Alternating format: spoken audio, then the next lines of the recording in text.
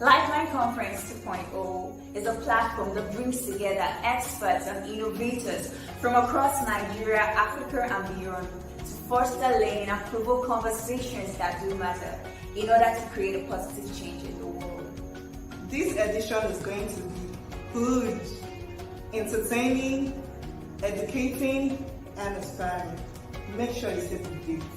Registration is 100% free. Do not miss this.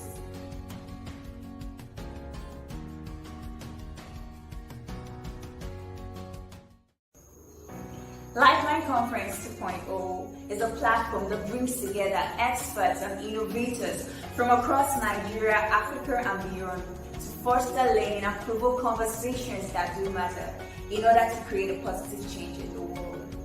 This edition is going to be good, entertaining, educating, and inspiring. Make sure you save the date. Registration is 100% free. Do not miss this.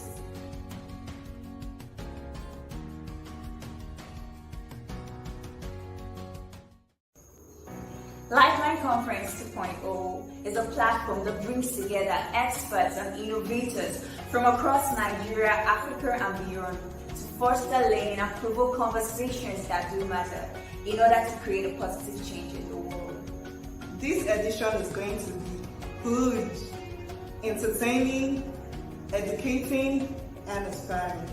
Make sure you save the date. Registration is 100% free. Do not miss this.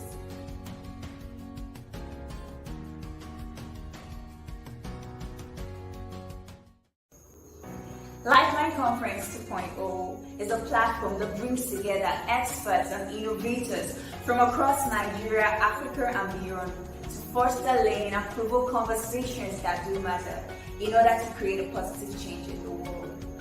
This edition is going to be good, entertaining, educating, and inspiring. Make sure you save the date. Registration is 100% free. Do not miss this.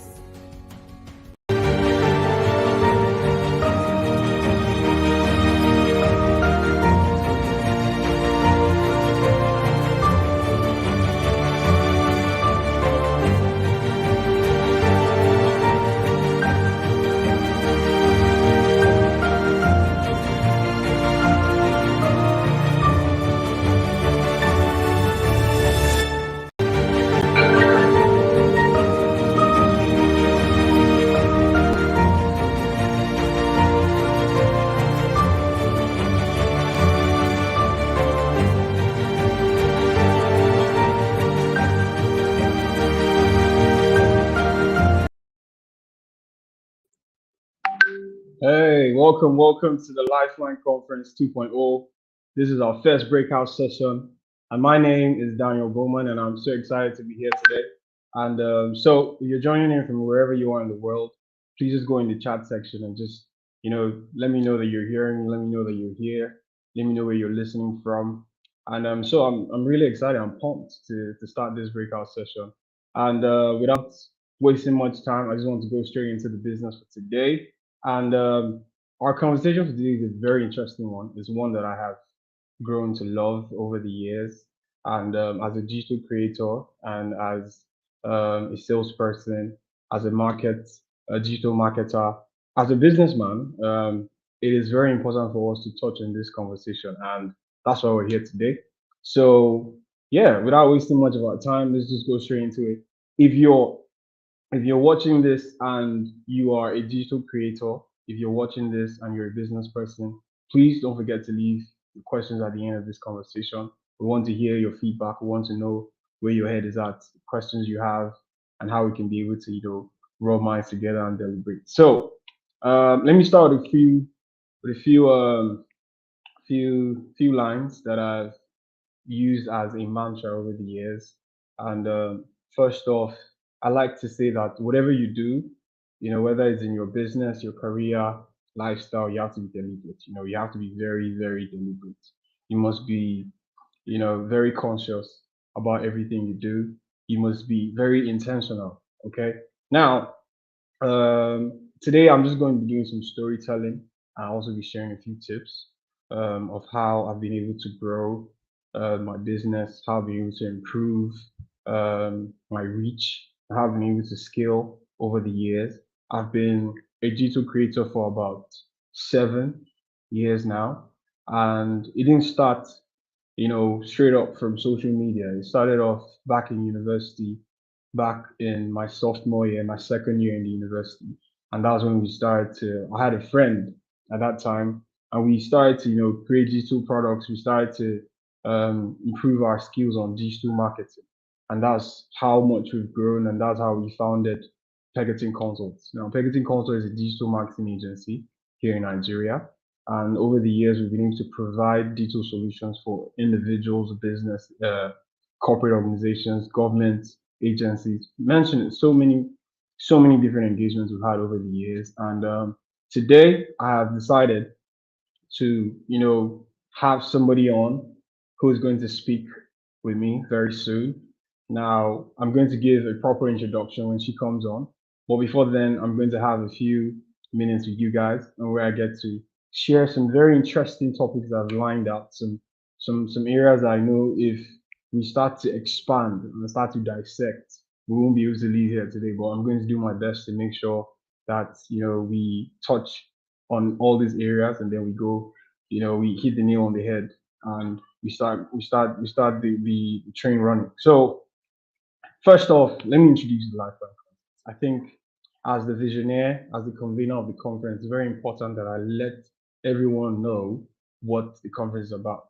If you can hear me, please just indicate in the comment section. Let me know that you can hear me. Let me know that you're live and clear. So just leave me a yes, I can hear you in the comment section. All right. So yeah, first off, the Lifeline Conference is, I like to call it a transformative experience. It's tailored to meet the needs of, change-driven individuals, people who are growth-minded, people who seek, to expand, their thinking. And honestly speaking, I've worked in so many different sectors. I've worked in the health sector. I've worked in banking. I've worked in education, and I have grown to love the work when it comes to, reaching out to people and helping them tap into their potential, helping them build their potential, helping them discover their purpose and their identity on earth. So this is a very big deal for me. Okay. And the Lifeline Conference this is our second edition. So let me get some whoop whoop in the comment section. Let me get some cheers and some clap right there. This is our second edition, and we are hoping that, by the time we get to the fifth and seventh edition, we would, be globally recognized. And we know we're starting from here, and very soon, we're going to be internationally recognized all over the world. So yeah, thank you. I can see some people texting in from Ocean State. There's some people here from Bayelsa. Oh wow, okay. And yeah, so please just keep your comments coming in, and then hopefully we'll go on as we proceed. So yeah, the Lifeline Conference 2.0 is a premier leadership and is a premier leadership conference here in Nigeria. And for this year, we have tailored it with the theme Fuel Your Passion and Voice Your Vision. Now, we started this year with the team because we wanted to make sure that people understood what it meant to fuel their passion. So many people are passionate about so many things. We could be passionate about a million things, but then the problem is we do not know how to channel it into, where we want it to be. We do not know how to force that movement, to make things work.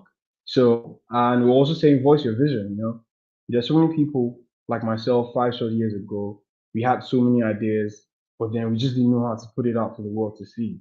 We just didn't know how to tailor it out for the world to recognize our gifts and our plans and all the things we had in store for ourselves. So with the Lifeline Conference, we're here to help you tap into your full potential. Let me just put it in that short terms. And we've been doing a good job behind the scenes with coaching and mentoring young people. And we're here today to make sure that we have an exciting experience. And this is our first breakout session before the conference starts in July 23rd to 24th. Now we have 3 breakout sessions lined up for you. And we know that as we continue to grow, as we continue to expand, we get to reach more and more people. So today's conversation is with a very special guest that I've grown to know over the years. And like I said when I first started, I'm going to take my time before we introduce her on board. But yeah, so let's go into it today. I would be, you know, giving my own take on the into the life of a digital creator, all right, where we're going to share effective marketing and sales strategies for digital creators. Now, I'm expanding this from just the digital world. As a business person, most of the tips that I'm going to share here, in fact, if not all the tips I'm going to share here, are related to entrepreneurs, to digital creators, anybody who has, even your career, there's so many things that you could learn from today's class. And I'm sure that by the time we're done here, you would have a very revamped transformative experience. So let's get right into it. So first of all, before we bring on the guests, I just want to share a few things. 3 things about marketing that small businesses must know. 3 things about marketing that small businesses must know. Now, why I say small businesses is not just for the business people per se, and even digital creators. You're running a business, okay?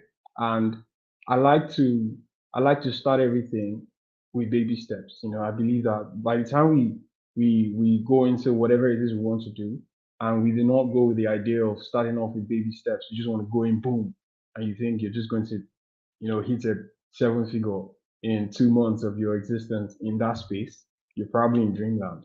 So yeah, I'm just going to first start by saying that marketing is very big, is very broad. It covers different areas, covers different sectors that we cannot start to share just immediately. But it is something that you have to be deliberate about. It's something that you have to understand what it means. There's so many sides to marketing. There's so many different areas involved when you talk about marketing. So yeah, so first off, 3 things about marketing that you should know as a digital creator and as a business person is: number one, and I'm sharing some of these tips from somebody I admire so much. Paul Fo is an excellent sales coach, and I got some of these tips from a teaching that I watched recently on Instagram, and he was sharing these meaningful tips, and I feel like you use that as an opener for this session. So yeah, like I said, if you're coming in, please let me know if you can hear me. Let me know if you're part, what part of the world you're connecting in today, and yeah. So thank you so much. Let's go in right to truth number one. Now, marketing is not sales. Okay, most people get it twisted. Marketing is not sales. You could have a wonderful idea about marketing. You could have a very beautiful advert campaign, but if you don't get to sell one piece of your product, you haven't reached that final consumer. So you must first of all understand that marketing does not guarantee you sales. Okay, marketing gets your attention. Marketing helps you, you know, reach the people you want to reach. It gives you impressions, gives you engagement, but it is sales that gives you cash. Okay, marketing gets your attention. Sales converts that attention into cash. I hope you understand. So whenever you're talking about marketing, especially as a digital creator, you must first of all understand that whatever it is you're marketing, it has to first of all be converted into sales before you can make. Okay, so don't just go ahead with the idea like effective strategies for digital market creators and then marketing, boom, boom, boom. You just feel like, oh, you're going to make a millionaire. Like I started with, I said baby steps. But in that process, you must be very strategic about everything you do. Okay, because that is the only way you'll be able to see results. Now, let me just run through it. Secondly, marketing is a long-term game. Marketing is a long-term game. Like I've worked in a company for about five 5 months where I was just providing them with like consulting services. Now, this company, the challenge they had was they wanted their marketing scheme to just blow up in 2 seconds. They had just started, they were growing, but then they were just under I think 2 years.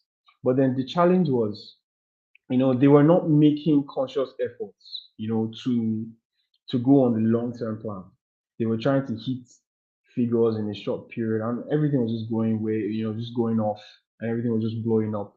You see, but the thing with marketing, you must be conscious. It's an effort where you must be willing to go the long game. You must be willing to play the long game, rather. You must be willing to take, a very, very important consideration of, okay, this is what I want to achieve, this is what I hope to attain, these are the things that I want to do.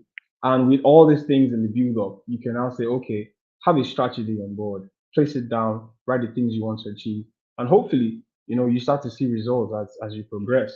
Now, your marketing effort analysis will or may not create sales for you immediately. That's a hard fact. That's the truth. So stop harassing your head full of content. The problem is we always feel like with this marketing idea, people should just immediately start purchasing. People should just immediately start buying my product. But then the thing is, you must first of all understand that it takes time for you to build. It takes time for you to get recognized. It takes time for you to finally, make sale. So that moves on to the third point. Now, you must be willing to drive the marketing effort. Now, the illustration I gave about the business I was working with before, the challenge was the CEO, the owner of the business, wasn't putting in enough effort. That was a sad truth. Okay, he wasn't putting in enough effort, and the problem with that was we were growing into a very frustrating mood where we started to have arguments, we started to have backlash because one thing you must understand, first of all, as a digital creator is for people to follow your brand, you must be willing to take your brand to them. You must be willing to push it out there. You must be willing to carry it on your head. People must come in, and then when they talk about your business, you should be as braggadocious as possible. It's not something that you should go into and then you're trying to be all low key. You don't really want to be exposed. No, you're never going to make any feedback. You're never going to get any feedback. You're never going to make any sale if you continue to always see yourself as separate from your business. All right. So people don't follow brands, they follow people. All right. Clients don't follow brands, they follow the owner of the brand. They follow the face behind the brand. They want to be able to find someone that is a representation of that body. They want to know who is recognizable in the business. So when people talk about your business, they should also be able to talk about the owner and be like, oh man, the owner of this business is a fantastic person. He is full of energy, she's full of enthusiasm, she understands her product, she knows what she's selling. You must be willing to take it to people and then let them know what it is you really want to sell, and what your business is all about. So, yeah, so that's it about the three things every business person should know about marketing. And I felt I should start with that as an opener before we go right into the main conversation. Now, before I go on, I just want to share a few things. Now, first off, you must understand that when it comes to marketing and sales, it's bigger than just even marketing and sales. I like to first of all expand on the fact that it starts with the mind. Okay. Now, number one, you must always understand that when you talk about sales as a digital creator, you might have an excellent idea, you might have an excellent business plan, but the challenge is with so many people, and that brings me to my first point, is we have a mindset that is drowning. All right, it is drowning in so much so much fear, so much it's like your psychology has not been transformed. So you might have a wonderful idea, but if your mind is not positioned in the way that you want your business to grow, you will never see results. And so number one is you must be willing to renew your mind. First of all, you must renew your mind. In fact, that's the first important thing. You must renew your mind. And with renewing your mind, it involves you to, first of all, understand that it's a psychology thing. Everything we do in life is a psychology thing. I don't think I've ever been into a space where somebody is trying to pitch their business to me, but then they have the mindset that see this person I'm talking to will not buy my business. This person I'm speaking to will not be able to relate. There's this thing we do in Nigeria. We have this Nigerian belief for those of us who have businesses here in Nigeria. I see it with so many entrepreneurs where they feel like certain people cannot pay for certain services. They feel as if, if I take my business to this person and I say this business is 1.5, the person will tell me, no, I can't pay. So I'll pitch the business to them at 300 naira. And I'm like, I'm confused. I get perplexed when I find this kind of situations, because I'm like, you, first of all, should understand what your business is about. Okay. You can't go about trying to market your business to somebody and then you're undercutting yourself in the sense that, oh, I'm not sure if they're going to buy into the idea. I'm not sure if they're willing to pay. You know, you're not sure if you can offer your digital product to somebody, because there's this illustration we have that if it's more than $50, the person will not be able to pay. If it's a Ghanaian, if it's more than 100 CD, the person will not be able to pay. Who told you? So your mindset is very important. You know, as a digital creator, you must first of all understand that everything you're doing is visualized first of all in the mind. For people to even connect with your product, they must first of all connect to the fact that your mindset is in check. And I spoke about this in my book. For the record, for those of you who may not know, I'm an author. Oh yeah, and I released the book in February, 19th of February. Wake up, step up, and lead. Now, the idea behind that book is to present the key principles to a transformative and rewarding life. And I talked about the mindset a lot in the book, and how your mindset is a very important tool. It's like a radio. Your mind is like a radio. When you don't tune into the right frequency, you don't get, that station you're looking for. So if you're looking to connect to a popular radio station and they have a certain frequency number and you're dialing a different one, you're never going to reach that radio station. So your mind is like a radio. If you're not in the right signal, you do not get the right frequency, you can't get the right connection, and then everything just starts to be all messy and all chaotic. So put your mind in check, especially as a digital creator. That's one of the first things you must understand when we talk about effective marketing and sales strategies for digital creators. You must first of all understand that if your mind is not in the game, you're never going to see results. Now, let me give an illustration of why I talk about the mind. Now, also as a digital creator, whether you are creating products for ebooks or whatever it is you're doing anyway, whatever it is you're offering for sale, another thing you must understand is you must understand the value of your product. You must understand the value of your skill set. You must understand the value and the potentials you carry. Now, 4 weeks ago, I got an offer from someone. Like, I started off as a graphic designer, okay, amongst other things. But graphic design was something I've been doing graphic design for over 8 years now.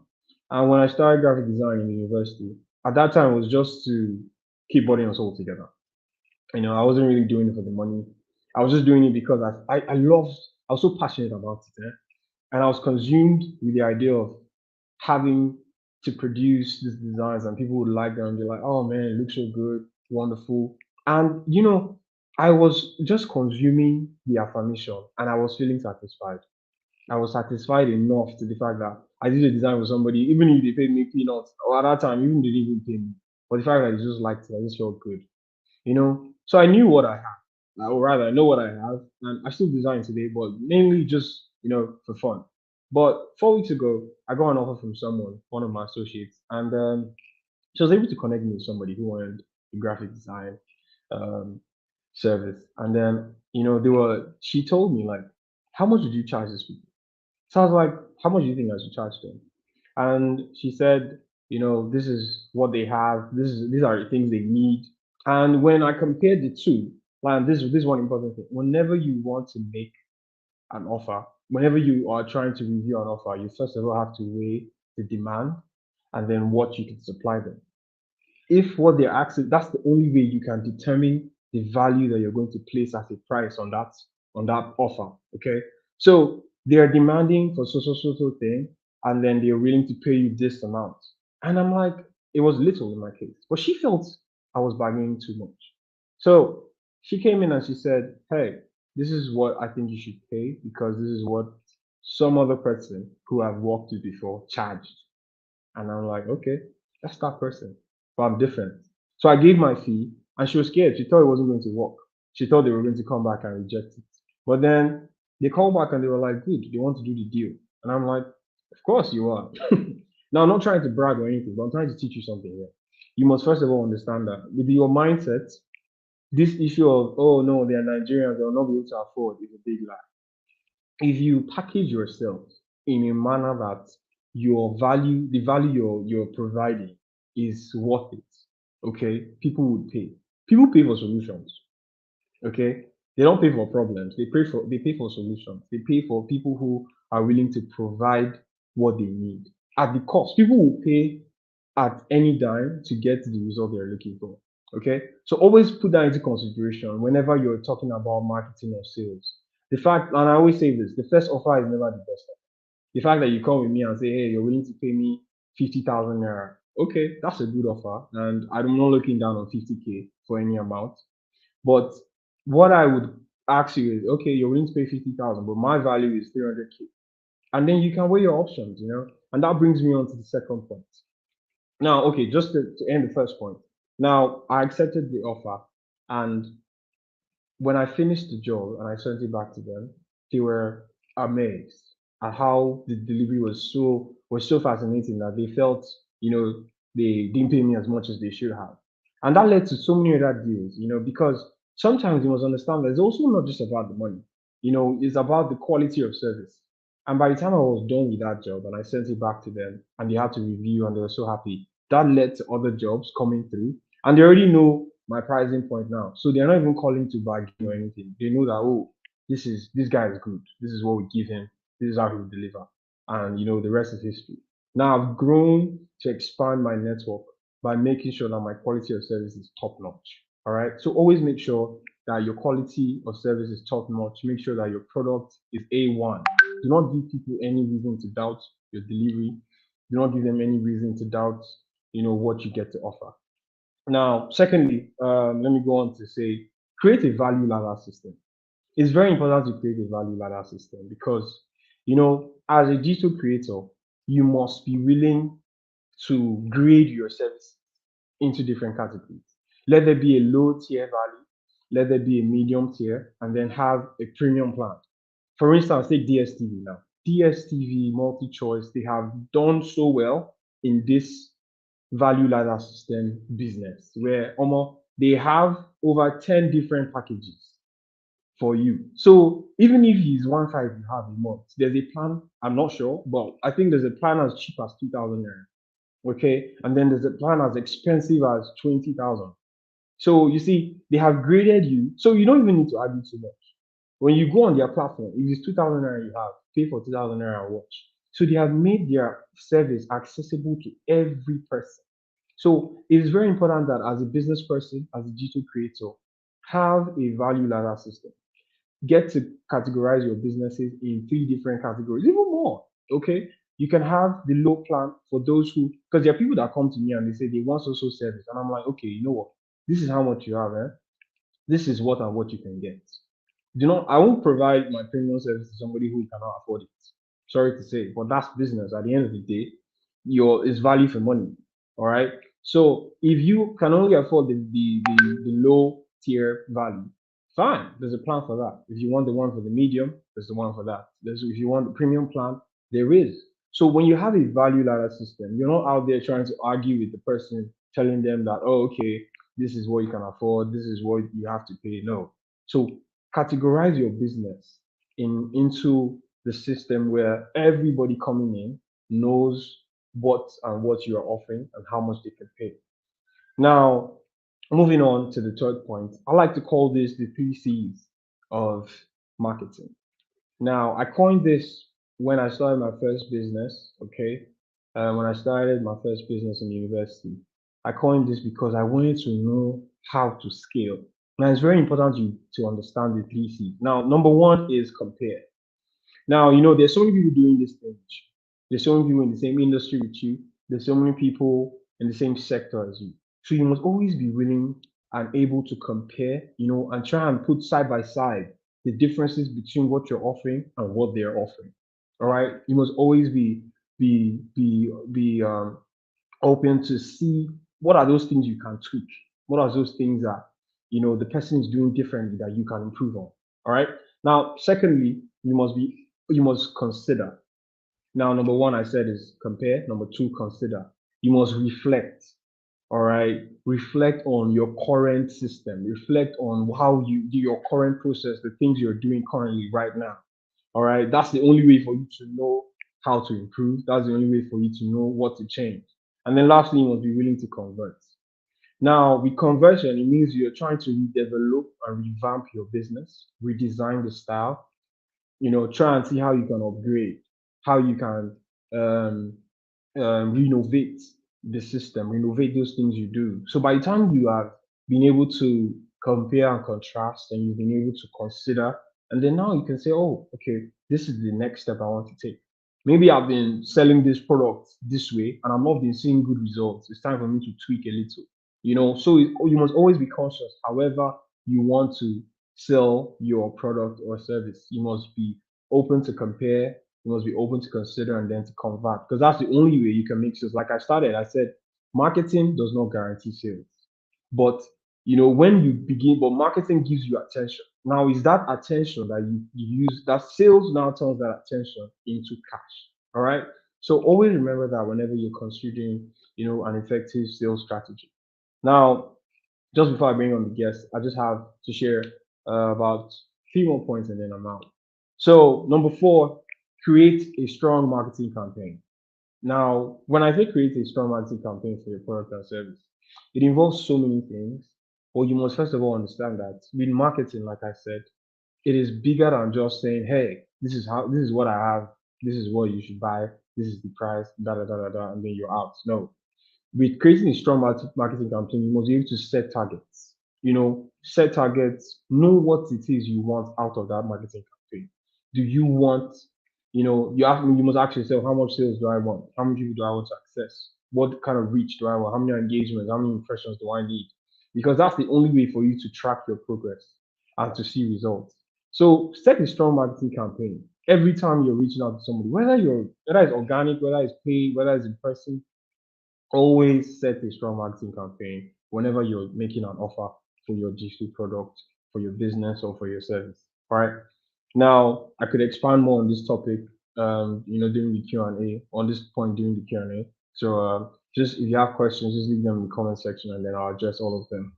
Now, moving on. So, be organized and disciplined. That's the next point. Be organized and disciplined.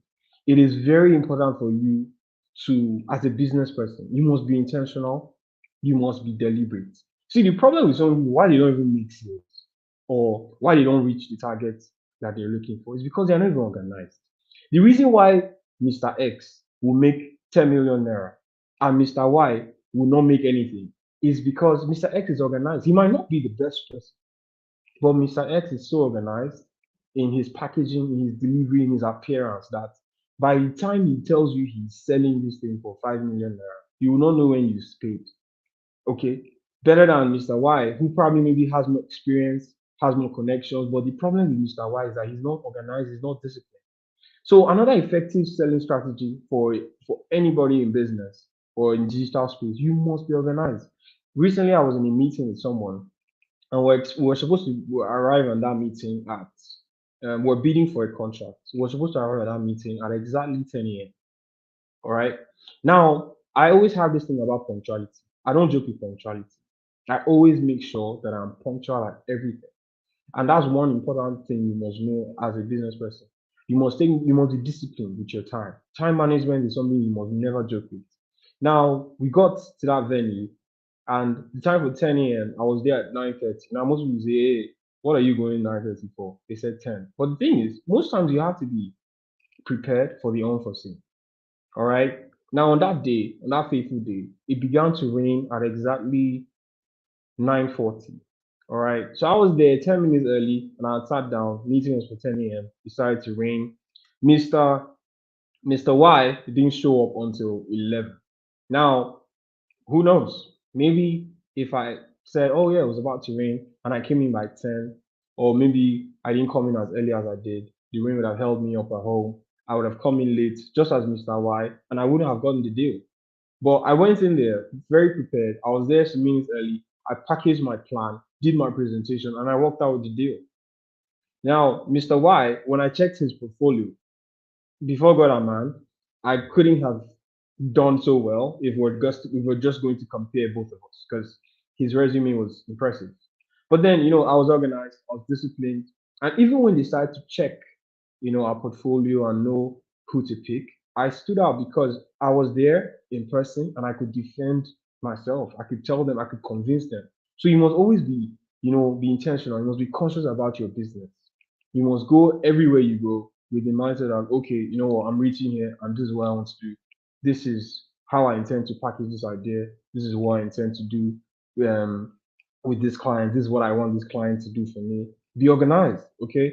Don't always act shabby. You must present your business as though you're presenting it to the world. No matter how small the space, no matter how small the crowd, you must present it like as though you're presenting it to somebody who has a blank check waiting for you to sign. All right. So always put that into consideration. So, like I said, number one, renew your mind. Number two, on the board is you must create a value ladder system. All right. Create a value ladder system for all your products. All right. Whether it's the cheapest to the most expensive, the lowest to the high end, create a ladder system. Then number three is to compare, consider, and convert. And then number four, create a strong marketing campaign. Number five is for you to be organized and disciplined. And then lastly, or two more rather, share your feedback, reviews, and testimonials. Now, this is a secret weapon to the heart and mind of every potential client. If you do not share your feedback or your testimonial, nobody's going to know how good your product is. Feedback and reviews are very, very important tools. Now, I didn't even know how reviews were so important until when I started my logistics company last year. Now, when we first started, we were newbies in the game. We didn't know how to gain clients. We didn't know how to reach people. So I devised a strategy. I was like, you know what? We've done deliveries for three people, and these people have been consistent. So I was like, you know what? Send me multiple reviews in different, like just be sending me multiple reviews on different things you like about VTX. All right, that's the name of my logistics company, VTX Logistics. Now, by the way, we are a hailing logistics hailing platform in Abuja. So if you need, a stress-free, and I repeat, stress-free, seamless delivery service, please don't forget to search us online, and then we'll always be there to offer you our service at a very swift time. We have a bragging right of 59 minutes. So, and yeah, I'll be able to live up to that. So that brings me back to reviews. Now, I spoke to these people and I said, hey, do me a favor, send me a review on the things you love about this business. And we decided to create a marketing campaign around those reviews. We started to create flyers, we started to create different ads around the business. And to be honest with you, we got about 20% increase in 2 weeks. And we're going to mark 1 year in September. And since then, we've done over 6,000 deliveries in just this time. So it's very impressive that you leverage on testimonials, you leverage on feedback. Okay, feedback is also very important because when things go wrong and people tell you, hey, this was the experience I had with your staff or with your product or your service, you can now go back and check where this problem is and try and fix it. So it's very important to put your reviews out there, put your feedback and testimonials out there. And then also, yeah, lastly, wake up every day and be consistent. Consistency is the only way, to be honest with you. All these things I've said, if you only do them for 1 week and you go and sit down, you haven't even listened to anything else today. So consistency is very important. Whether it's with making bags or selling ebooks, you must be consistent. I know somebody who writes newsletters every Sunday to 10,000 people or more. He could easily say, I have 10,000 people on my email list. I really don't need to do much. They're always there. But consistency is the only thing that will guarantee retainership. All right.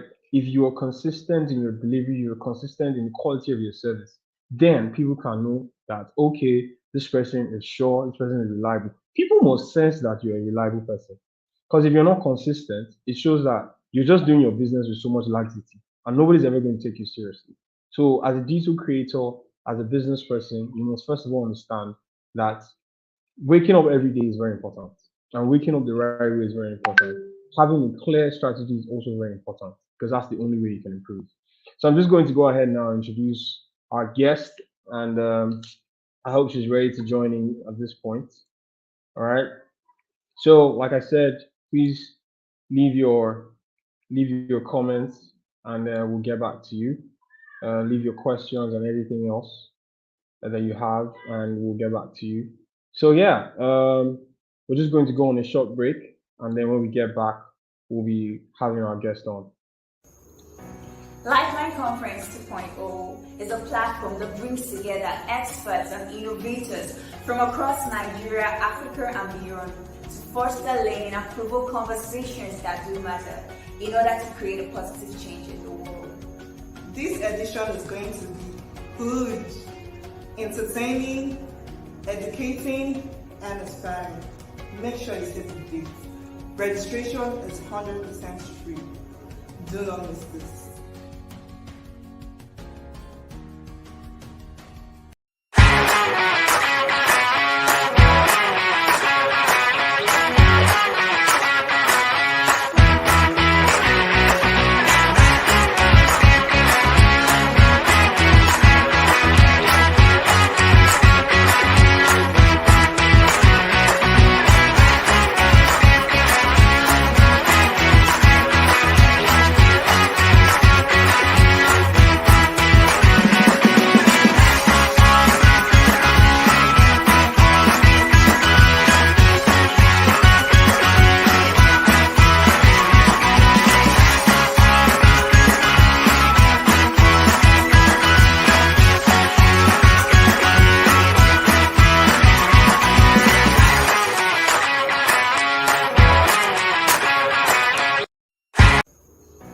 Lifeline Conference 2.0 is a platform that brings together experts and innovators from across Nigeria, Africa, and beyond to foster learning and provoke conversations that do matter in order to create a positive change in the world.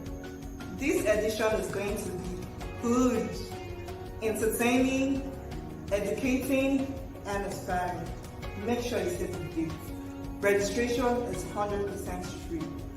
Do not miss this.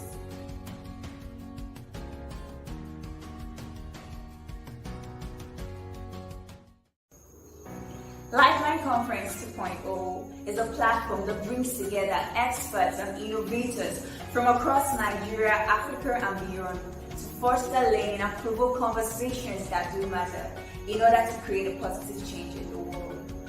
This edition is going to be good, entertaining, educating, and inspiring. Make sure you save the date. Registration is 100% free. Do not miss this. Do not miss this. Hey, so we're back. How are you feeling? And if you've been joining us from the start of the show, please go ahead and leave your comments and let us know how good we're doing. And we're moving on to the next phase of this talk. And I'm here with a very wonderful person, and I've known her for the longest. Um, Hope, how are you? I'm very well, Good. thank you. Yeah, so let's know Good if evening. you're yeah, good to have you on. So I'm just going to give you a proper introduction. Let the people know who you are. Let them understand the person in Hope Girl. And yeah, so like I said, I've known her for the longest since we were wearing diapers, like I used to say. And I've seen her grow and evolve into this wonderful business person. And she's here to drop us some wisdom from the digital marketing space, digital creating space. And she's into so many things. I really don't know which is which right now. Well, I think she's going to break in and give us a full on of her journey so far and all the things she's been able to achieve, building up till this very day. Now, with us here live at the Lifeline Conference 2.0, our first breakout session, I'm here with Hope Guru. She's the CEO of Shatter and Brushes. So, yeah, the people are giving you a shout out in the comments. So, please just give her a round of Oh, applause in the comments. Just say hello, say Francie. hi. So, yeah, so I pulled you out for this amazing talk because I felt, you know, getting your feedback, getting your experience on all these things you do will be so wonderful. And I want people to understand what it really means to be able to make sales as a digital creator. All right. So with no further ado, the floor is yours. So just give us a brief intro and then we'll get right into Okay. Hello, everybody. My name is Hope Go. and I am the owner of the Brushes. Shadow Brushes is a beauty brand. I am a makeup artist. I do all sorts of makeup, wedding, movie roles, whatever. And yeah, I started this business 2020. I was initially saving for fashion school, but I decided to have a skill at hand so I could raise money for fashion school. And from there, I found my passion in makeup and I was really good at it. So growing with makeup, I got to understand that marketing was very important because you have to sell yourself. Nobody is going to sell yourself for you. If you're good with whatever business you have, if you're good with whatever skill you have, and you do not showcase it to the world, nobody is going to know that you are good at it. And for me, my marketing stronghold is definitely social media. And I have leveraged on that for like forever. I started social media in the longest time, and I can tell you that that's one of the best way to market yourself. If your regular WhatsApp platform is a good way to market yourself, your Instagram, any way that you have, any social media that you have, that's a very great way to market yourself. So, one important thing I want to talk about for digital marketing is branding. Your branding is going to sell you, is going to sell your business. Even if your business is not as good as you portray it to be, but how you portray it to be is what people is going to think, is what people are going to think that that business is. So, I advise you to put yourself out, how you see yourself, how you want other people to see you. Take advantage of the social media that you have, the little markets that you have, these contacts that you think that you have, they go a long way for you. And another thing with digital marketing is that digital marketing can place you in forefront of so many people that you've never met before, so many people that you have never thought to meet before, people that you. I'm coming just a second.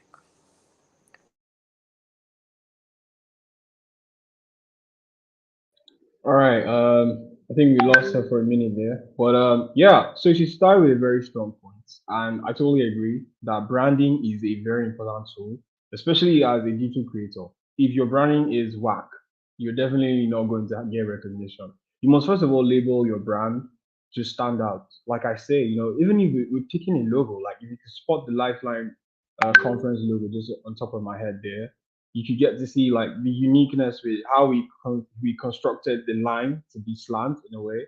So when we first released the logo, I had reviews from people who were like, "Oh man, it stands out," Lifeline.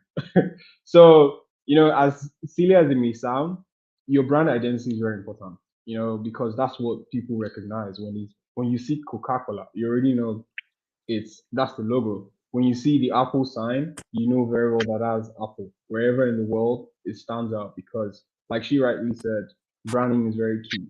So she's back on, and let's have a opinion. Okay. So I'm sorry for that break in transmission. So, like I was saying, I was talking about branding. And in branding, there are three things that you want to consider. You want to consider who you are, you want to consider what you sell, and who you are selling to. So, for branding, who you are is what is going to sell your business for you. So when you know who you are in business, then you would be able to sell that market. And then you have to then market what you are selling. So after I know who I am going to market what I am selling. And then I have to consider who I am selling to. So my branding has to fit the people that I want to sell to. If I plan on selling a luxury brand, my target market is not going to be, the middle class or the lower class. I'm going to be targeting the higher class. So your branding is going to tell people who you are and what you sell. And okay, so in that aspect of branding, we also have business logo. Your logo wants to tell everybody what you do as regards your business, meaning your name of your business should be the name of your business should be on your logo. The sign on your logo should be able to tell people what your business is about. So anywhere that they see your logo, they know that okay, this is what this person is about.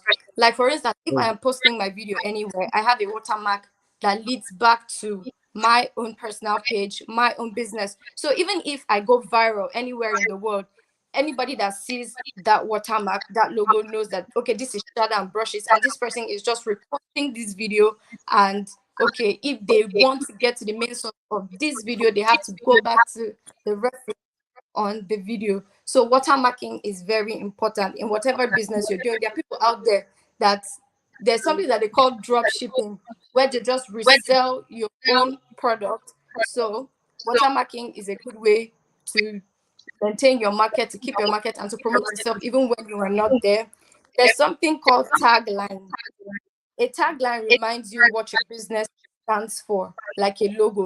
So when you go on my bio or wherever you see my logo, the first thing you see is soft glam artist. So anybody that is looking for something shouty, no, they're not going to come to me, obviously, because it is boldly written soft glam artist, and this is what I do. So this way I have been able to narrow down my business to a niche, and I have been able to sever my clients instead of the stress of people coming to message me, oh please, I want this kind of look, and then I go, oh no, I don't do this. But my logo has already said everything, has already given me away.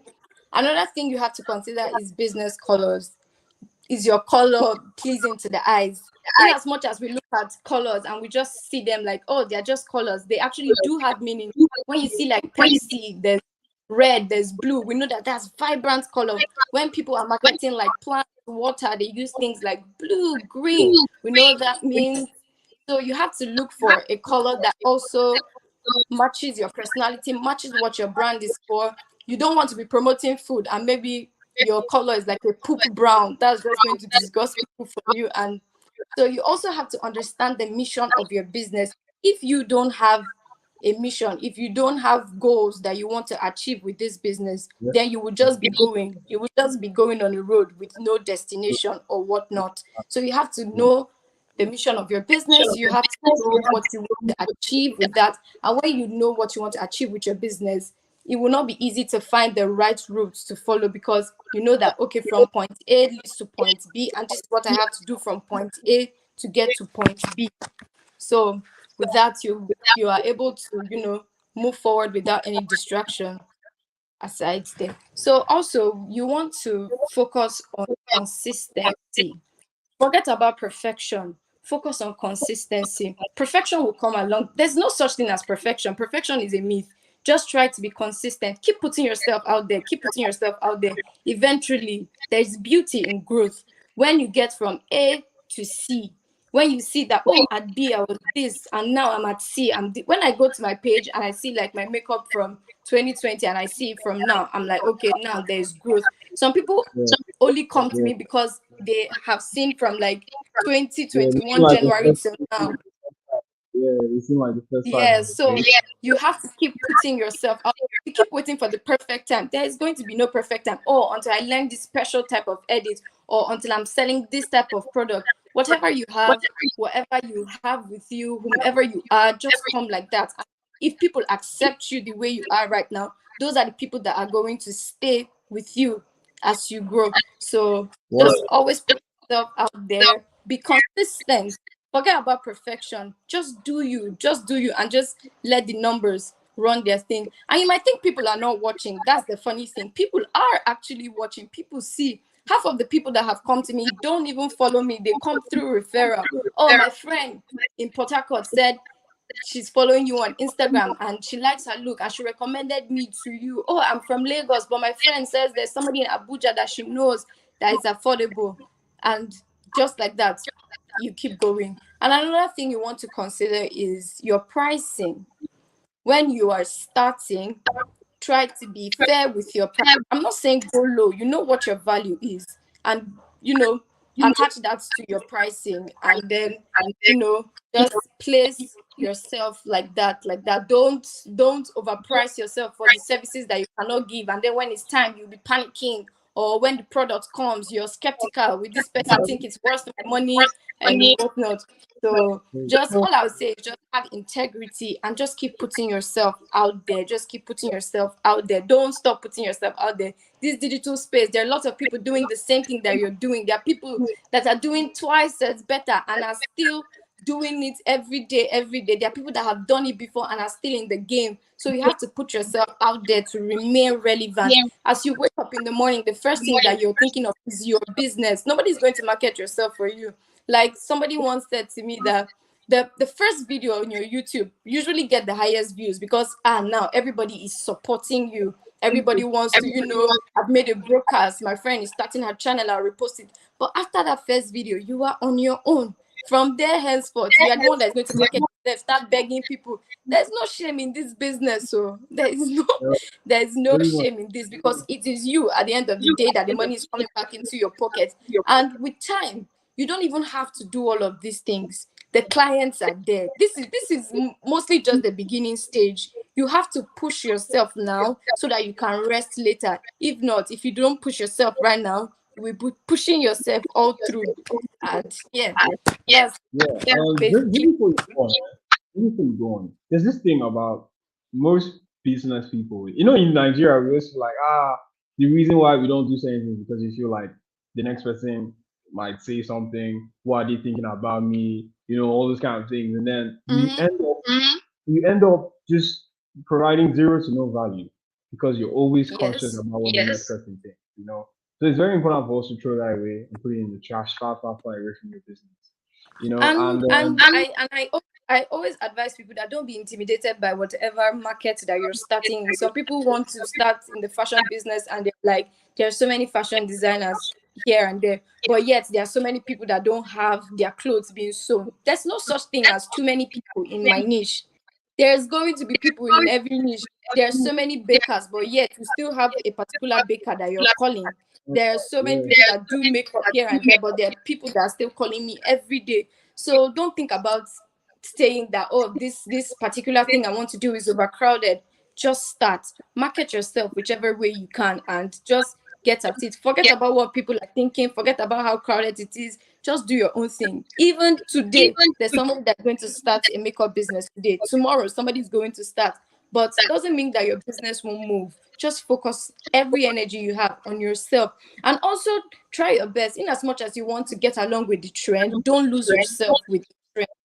One thing I like to do is that whatever job I'm doing, I try to make it timeless as possible. So even if today you look at this look, it's going to be a look. Tomorrow is going to be a look. In as much as I'm going to go with the trend, I'm going to try to make it as timeless as possible. So we don't always want to go with the trend all the time. Oh, because this particular outfit is trending, you get all those outfits. And then when it's no longer trending, nobody to buy those outfits. So you have to think about all these things. It's not every trend that you have to follow. It's not every trend that you must follow to the core, even if you want to follow it.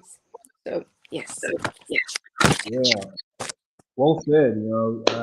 Round of applause. Well said. And to be honest with you, everything you said is actually very rudimental, and a lot of people skip the little things, because they feel as though for you to actually hit those numbers, for you to reach that market, you have to do so many wild things. Well, actually starts with the little things, the small things. Yes. And just before we go on to the Q&A session, I just want to share 4 reasons why people don't buy your product or service, or 4 reasons why people don't pay. And I just want you to deliberate alongside with me.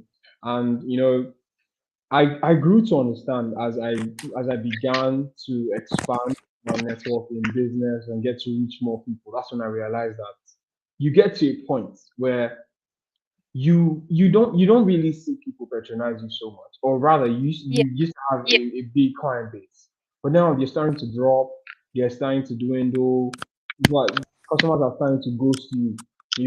It's like you're looking for them, they're right there in front of you, but they're invincible. Because something is going wrong with your system or with your Mm-hmm. model. There's a problem. Now, I decided to do a small survey and just do like some findings. And that brought me to the first point, which is, your business does not exist in their world anymore. And number one is the problem why most people don't buy. And I want you to just share from your experience, is, until you take your business to them. We have this thing where as entrepreneurs, we Mm-hmm. just go like, oh, this is what I sell. And I just expect everybody to jump on the train and let's just start going, buy only my product, buy only Daniel Bowman. Yeah. Meanwhile, they don't even really know what you are. You're not creating awareness about your business. So from shadow and brushes now, as the CEO and the face behind the business, how do you take your business to them? Okay, so before I used to be very shy to talk about my business until I realized that my friend, I have a particular friend of mine. Anywhere we're going, anywhere we find ourselves, the first thing she's telling any woman there is, "My friend is a makeup artist, so please do." And I'm like, guys, can you just calm down? I'm sure all these people have their own makeup artists or have other things to do. Like, this is not the location, this is not the time for that. But along the line, I realized that there's actually no time to sell yourself. There is no specific place to sell yourself. Everywhere you find yourself is a potential market there.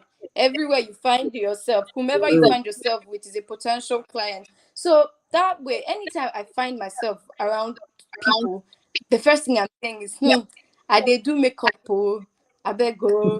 Before I used to be so shy. Oh my God, I have to first have a business card. You don't need business card. Sell your business to anybody. He's a man. He probably has a girlfriend. Okay, please, I do this. You have to. If you don't market yourself, nobody will market yourself for you. You have to do that yourself. Every morning I wake up, the first thing I'm thinking after I've said my prayers is what I'll post on WhatsApp status, so people know I'm alive and this is the business that I do. Or I post on my Instagram. You post every day so people know that this is what you do, even where it doesn't concern them. We know some broadcast messages are very unnecessary and you don't need them, but still invade people's privacy. They took your number, they have you on their contact list, so meaning there is a relationship, and automatically if there is that relationship, I expect that you should know that this is what I do. Even if you don't require my service, somebody you know might require my service. And this thing that you think that you're putting as a burden on people is what is going to sell you. Because I have people like guys telling me that, oh, I have a friend though that wants to do this, that wants to do that, and just like that, you've sold yourself. Even when I'm in the car, when both drivers carry me, they see my big box, this, that. I say, yeah, so I'm into makeup, or see my IG page. Anytime somebody needs, you never know where your client base is going to come from. You never know where you're going to get your market from. And sometimes there are some locations that I go to that I know, okay, I have to look good, so that somebody is going to ask, who did your makeup? And that way, my look has already sold itself and has sold me at the same time. So that's one of the major way I sell myself on my own physically. Yeah, true. And well said. It is actually very important to take into consideration everywhere you go, wherever you find yourself. Just like MTN, everywhere you go, it's like MTN is just trying to let Yes. you, even if you're in the trenches, you're in La Vida Loca, you're in Fiji, Mm-hmm. we are there, So they're not trying to say everywhere we go in the sense that the network is provided everywhere, even though it is. But then Yes, they yes. want you They're to just trying to understand tell that you that, yeah. there's a presence of our business everywhere we find ourselves. And as a business person, even if you're just going to the street nearby to buy, whatever it is, that's the opportunity for you to network. And that brings us to the second question, which is to the second reason why people don't buy our product or service. And the second reason is you have a slow response rate. Now, we Mm, find it in so many business people where somebody reaches out to you and you're like, hey, how much do you do makeup? For your sub glam, kini kini, whatever it is you guys call your package. And then it takes you 10 years to reply. And then when you finally feel like, okay, I've landed now, I am now, Thanos on Earth. I can reply you whenever I want to. By the time you get back to that person, the person is gone. They have evaporated like air. And then you start to wonder, why did I convert this person? It's because some business people, so many digital creators are slow to respond. And I was giving an illustration earlier how Mr. X could not be the number one option. Okay, Mr. X could be plan C, D, or E. All right, I hope I got my alphabets correctly. But anyway, Mr. X is far below the chain of top choices. But then he gets to respond swiftly. He gets to respond on time. He gets to respond like wildfires. Like immediately you text him, there's an auto response. Boom. There's the people that text you like auto response. They just go back to texting you almost before your message lands. They've already replied you. And then there are those who take ages before they get a response back. And that's one of the reasons mm-hmm. why people buy from you because you don't respond on time. And so even if Mr. Y could be the best candidate for that job, but because he takes his entire time, or she takes a whole year to respond, she never gets the deal done. She never gets to make sales. So how does that affect you? You know, as Okay, somebody so who I can was daily, what's your I was response? I was telling my sister one time that like I make up for things that I lack in with my how do they call when you're early, when you're always early. The opposite of Mentality. tardiness is what? The opposite of what? Tardiness. I don't know. My vocabulary is killing me now. Okay, so like I make up for like maybe my shortcomings with my timing. I'm not a late person. I don't like being Okay. late to anything. If I have a job, I'd rather wait for you. And then yeah, that's me. So I find out that sometimes, even if you're not qualified for a job, but the fact that you're able to show up on time just makes you seem like a very efficient person, and automatically you just become good enough for the job. Maybe you are not the person for that job, but because you are there at that time when they need you, that's all they need. So that goes the same for response. I used to be that type of person that doesn't respond on time. In real life, I'm very present, but maybe online sometimes I'm absent. But then I got to understand that this is my business. This is it's not anybody running it for me. This money that I am slow to is me that is losing it. It's not any other person that is losing it. So I try my best to be, as effective as possible. You can even have an automated response system just to, keep the person on hold there. Just, hey, welcome. Hey, We'll hey. attend to you shortly. That is usually very promising. In as much as some people think it's not effective, it is actually quite promising. When I see that, okay, I know that, okay, this person is existing, and yeah, this person is going to respond to me soon.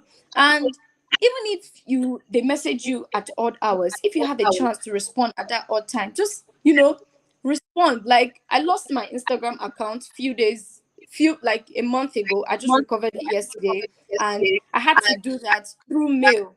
And immediately I sent a mail to Instagram. Facebook responded to me in like a swift second. And I was like, why was I waiting for 1 month crying that I had lost my account when I could have just sent a mail? And the way they responded was like crazy.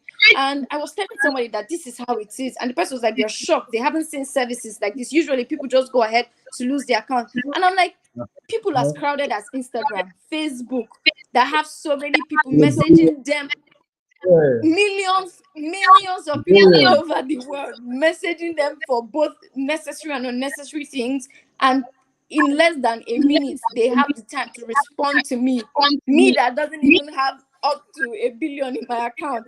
I'm taking my time to say, oh, I'm asleep at 8 p.m.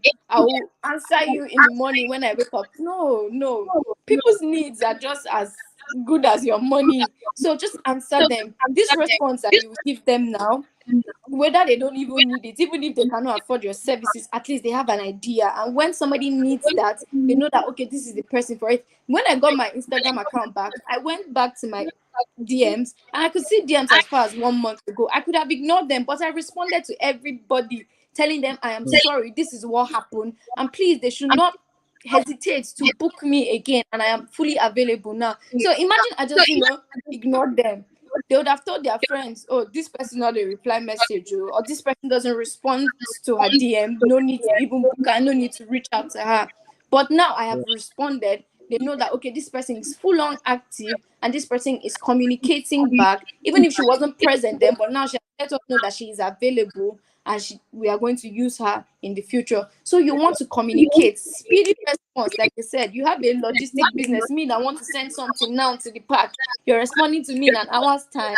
Is it when the car has gone to Kaduna before you will ask your logistic guys to come and carry? So speedy response is very important. It's very important. Even if they are not buying the business, even if they are not going to buy, just keep answering. Send as many pictures as they ask for. Just keep sending. Just respond. Just from your response, somebody can even feel. Sometimes I feel guilty when I message some people and they respond to me so well, even if that thing is so expensive, I didn't plan to buy it, but because of their business tactics, because of how they are putting their passion to, respond to me, I will just buy it. And that way, Yeah. Your response determines the outcome of your sale or your marketing. Because like I said, when the product is so fascinating, but then you are slacking in response, the person loses motivation, and then they're not willing to go on with the deal. And you just find so many people losing prospective clients because of their laziness to respond or this nonchalant behavior. So yeah, let's go to the third point now, real quick, which is 4 reasons why people don't buy your product or service. Point number 3, you are waiting for clients to come your way. Now we find this, this point always boggles my mind in the widest way when sometimes I'm like, if you are campaigning for your business, you are first of all, you're the number one ambassador. I feel most business feel like the next person should be campaigning for their business and not them themselves because they feel, you are my friend now. You're supposed to be pushing my matter. But I'm like, you're the number one face of your business. If you do not take your business, you have to hunt for clients. You must go all judge of the jungle on people you want to buy your service or pay for your product. That's the problem we have as creators, as business people, where you always feel like, okay, no, they should come to you. They're not like, the truth is, like you said, there's so many people hunting for the same price. You ever imagine, like, the animal kingdom where you find two heavy predators, gunning for the same prey. The prey is just there Yes. in the middle of the jungle, but then you have the lion and tiger just trying to, who's going to clamp on this one antelope. So everybody's gunning for the same customer. So it's Yes. how you approach them, how you hunt for them, the tactics you use to win them over that determines how you make sale. So let me get your take on this, before we move on. Like he said, hunt for clients. He did not say look for clients. The word hunt is there because there are so many people in the race running with you to look. True. So some people are waiting for clients to come their way, yet their business is not enticing. There's some people that their business sell itself with just the pricing. This person is cheap. Even if she doesn't market herself, they know she's cheap. And that will be their first, just their price is marketing. But you're not marketing yourself. You're not making your business cheap. Your packaging is not attractive. The way you even sell yourself is not even different from how any other person is selling themselves. And yet you feel like you're special and the client should come specifically to you. No, fam. What I've learned to understand is that in business, somebody is special. In as much as we have the grace of God attached to businesses, nobody is special. So you have to look for your clients by yourself. They will come your way if you market yourself the right way. But sometimes you might fall short in that marketing and you have to help yourself to look for clients. So if you want to sit back and wait for clients to come your way, then make it presentable enough that even when they're standing from afar, you're the shiniest object of everything. Oh, if you'll be cheap, just know that you'll be running at your own loss because you don't want to market yourself. At least you know that, okay, yeah, I decided not to market myself, and okay, this price is making up for the fact that I'm not marketing myself. Or you go in all out. Some people buy branding, they don't even buy the business. Some people buy Nike shoes not because they even want the shoes, just the box to hang in their cupboard. Some people buy LV just because they want the bags. So you have to market yourself for clients to come your way. If you keep waiting, then you will wait in vain. So even if you don't want to source clients yourself, allow your business source for the client itself. So just tweak a thing or two and just make your business more shiny, the best option, more attractive to pick. And that way, if you don't want to sell yourself, you can keep waiting for clients that way.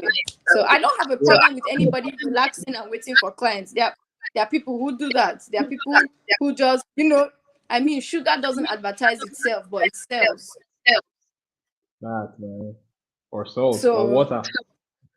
Water doesn't advertise itself, but it sells. There are so many things that don't advertise themselves, but they sell because of how important they are. So if you think you're that important that you don't need to sell yourself, I'll just say make yourself also exceptional, because whatever you're doing, other people doing it, just find a way to always stand out, you know, stand out. Yeah. If you have to, make your branding the best, if you have to make your marketing strategy the best. There's some people that their main marketing is how they do their videos. Their videos is crazy, is wild. You don't even approve of it, but mind you, you are still watching. Even as provocative as it is, you are still watching. That's the way they're marketing themselves. They don't care how you receive it. All they know is that there's going to be views. So yeah. Yeah. And all you said brings us back to the last point, which is, you have not improved the quality of your service. Because I find this in so many businesses where they've been using the same templates they were using for the first year, the second year, the third year. And some, I know a business that tweaks every 3 months. Every 3 months there's a new improvement. There's a new, okay, take for instance, like with our phones, there's always an upgrade. Like yesterday night when I came back from the meeting, my battery was about to die, and then Apple just pops up this notification: "Hey, iOS 15.5 is available for upgrade. Do you want to kini?" And I was like, "No, I don't want to do the upgrade now." Then another pop up came up, and they suggested, "Hey, why don't we do the upgrade for you from 2 a.m. to 5 a.m. when you're asleep? Just leave your phone on for us, and we'll upgrade it for you." I'm like, these people are persistent, but they're trying to see how they would add new features, um, fix bugs, install better updates that will improve, the user experience, try and upgrade the interface. And that's why they stand out, in my opinion, Mm-hmm. as the leading tech brand in the world, because they are consistent in improving quality. You can never find, I'm sure right now in their situation room or their thinking room, they are trying to bring another invention that's going to upbeat or outrun this current one now, So Yes. that's also very important, when you're looking for people to buy your product, you must be willing to upgrade. You must be willing to improve your quality. Because I wouldn't buy a service or a product that is stale. You get me? Even as bread, we always want to eat fresh bread. So even if there's bread of 3 days ago on the shelf and that bread is cheaper than the fresh one, I would always pick the fresh one, no matter how expensive Yeah. it is, because you know that what you're having is quality assured. There's an Mm-hmm. improvement on quality, and that's what you want to put your money on. So let me get your take on this question, on this reason. Okay, so like what he has said, summarize everything that I have to say. You have to always learn to improve. You have to come up with new ideas. Doing taxi job is very generic, but like what is Bolt doing now? Oh yeah, you sit in the comfort of your home, you call a ride. Now they did not just stop there. Now they're doing interstate travel because they know that people are worried, people are bothered, people are okay, the road is no longer safe. I don't want to go to the park. How do I wake up very early in the morning to go to the park? Why can't I just hire a private car? They've considered that. Listen to feedback, make improvements, look at what people are doing around you and improve. There are very easy ways to make your business look more professional without even hiring people. There's the use of Canva. You can create a template for yourself. When I'm buying from like a small business owner on Instagram and I just see that she sends me like a receipt of what I order, I'm like, okay, this person is serious with their business. Even though I know that this didn't take you probably even 1 minute to do because the template is already there on Canva. But the fact that you decided to edit it, stamp your logo there, put my name there, just send it back to me for just common maybe ring lights that I'm ordering, that shows that okay, this person, even if this person is given a bigger platform, this person is ready for business. If this person meets opportunity, preparation is there, the person is ready. So you have to learn to make improvements. You have to come up with new ideas. Okay, everybody is doing this, what can standard, even if everybody is not doing this, but okay, what are the things that other people are doing in real life that people are not doing online? And that way you can improve your services, you can improve your sales. I see some people, their business WhatsApp is like a whole art store, is like a whole store. They have like sections of things written there with their prices, everything that you need. You don't even need to message them to ask, I want this. Once you just click WhatsApp, as little as WhatsApp, when I just click on their marketplace, everything you need. And then I'm like, okay, this person is actually serious with business. This person doesn't even want to even have a conversation with you. This person just wants to go straight to business. So you want to try and improve. You want to, like now, you have your page, you have your platform. It's a holiday right now. Wish people happy Salah on your page. Just pop up a notification, even though you don't post what you're selling, but oh yeah, this notification that is going to be sent to them is going to remind them that oh, this person is actually here and this person is even wishing us happy Salah. So you want to improve. Always be on your space. Try to improve your knowledge. There are so many apps there that you can use to improve your business, to help yourself. You don't need to hire anybody if you don't want to spend money. Even if you're just starting, you don't want to spend. Then you have to put in the work. You have to learn how to use all these apps, create, portfolios for yourself. Because at the end of the day, your market, your business online, your portfolio for real life. Because when you're showing anybody in real life, this is what I do, this is what I sell, later you will still bring out your phone to say, this is what I have. If you don't have that physically at hand, or they cannot see it with their eyes. So you have to improve with your quality, like you said. The templates you've been using in 2021, at least tweak it a little. Even if you will not change the color, maybe change it from square to circle. Just do Yeah. something. Don't make us feel like your template is so old that somebody is offering to do a new template for free for you because they are tired of seeing it. You have to improve. You always have to improve. Improvement is key, and when you improve, you are even getting new customers, new clients that way because oh, I like the style of this. I like this new branding. Yeah. So So yeah, the thing is, we must always understand as business people that your clients are always looking for the best feature.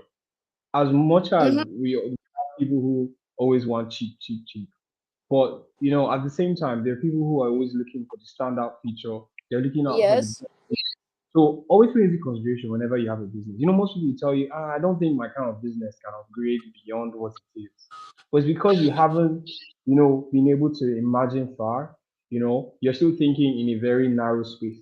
And so by the time you broaden your thinking, whatever it is you're selling, whatever the product, whatever it is, even if it's copywriting you're doing, as a business, there are so many ways you can improve. There's so many things you can add. You can begin to add tags to that. You can begin to add important Yes. words. You can begin to, you know, involve so many things that other people are leaving out, and that could just be your gateway to more money, you know. So yeah, Like and when I see some businesses that have apps, I'm really impressed. I'm impressed with you. yeah, I'm thank like, you. okay, yeah, this person is serious. This person is serious with business. You might have a small business, but don't have a small mind. That's one thing Hmm. people don't understand. Your business is small. You are not the one that is small. Your mind is not small. You don't just have, let us say, resources right now to make that big. But sometimes our thinking limits those resources because we are not thinking big. We are thinking in the now. We are thinking with our resources of now. If you think big, your business will grow big no matter how. Like I said, when you know where you're going, you will know how to go from point A to point B. You did not start with an app, did you? Nope. Obviously, that was a dream that you had, and look at it coming to reality. You did not wait that, oh, wait, maybe when Apple signs me, or maybe when Google. Some people are always waiting for the big break before they make like a very big change in their life. You have to just get up and make a change. Something doesn't have to happen, something drastic doesn't have to come. You have to cautiously, you know, do that for yourself.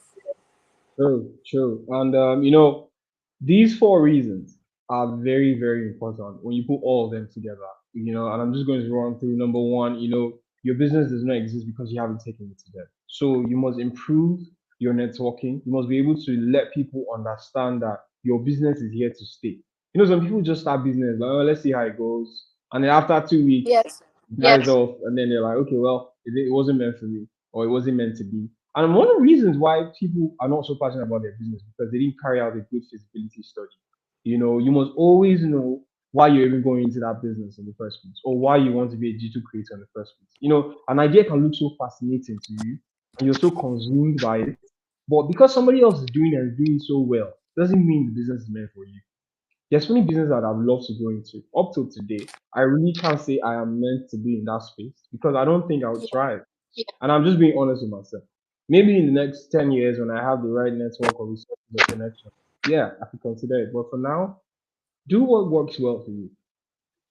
I think that's And something. this is something that my mom always says. She always goes like, "Oh, you're always doing something. You've gone from this business to this other business." I told her I would not stop trying until I find my feet.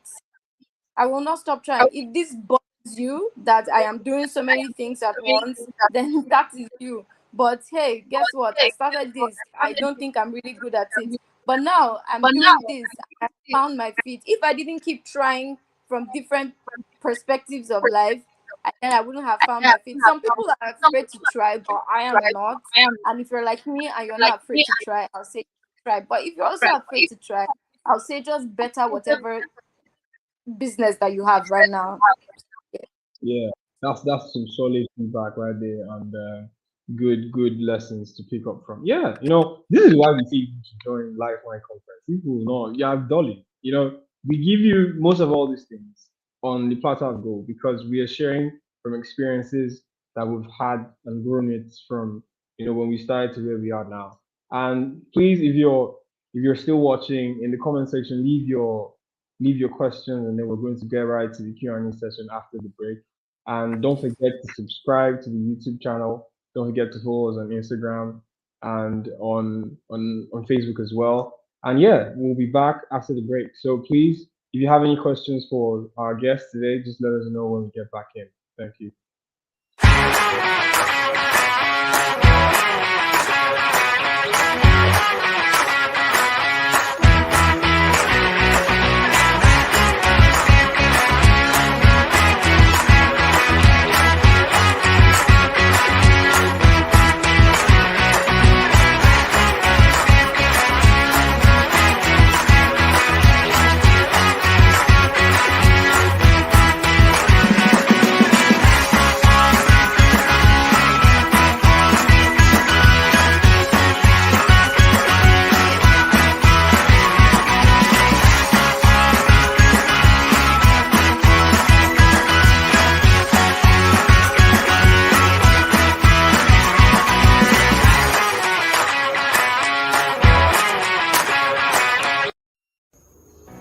Lifeline Conference 2.0 is a platform that brings together experts and innovators from across Nigeria, Africa, and beyond to foster learning and provoke conversations that do matter in order to create a positive change in the world. This edition is going to be good, entertaining, educating, and inspiring. Make sure you save the date. Registration is 100% free. Do not miss this.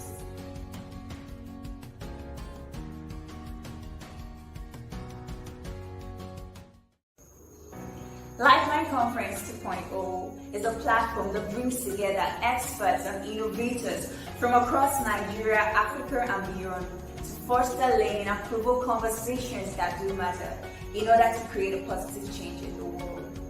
This edition is going to be good, entertaining, educating, and inspiring. Make sure you save the date. Registration is 100% free. Do not miss this.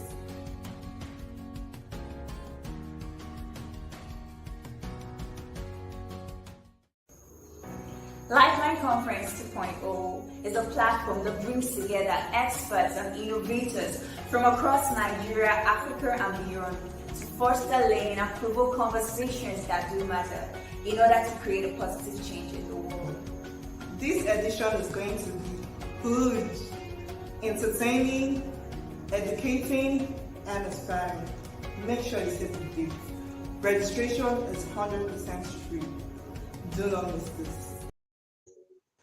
Okay, so we're back in for the Q&A session, and I'm here with my lovely guest today, Miss Hope Goro, the number one boss lady, like I always used to call her. Now, to be honest with you, this is a very interesting session for me because I've been able to tap into your wisdom.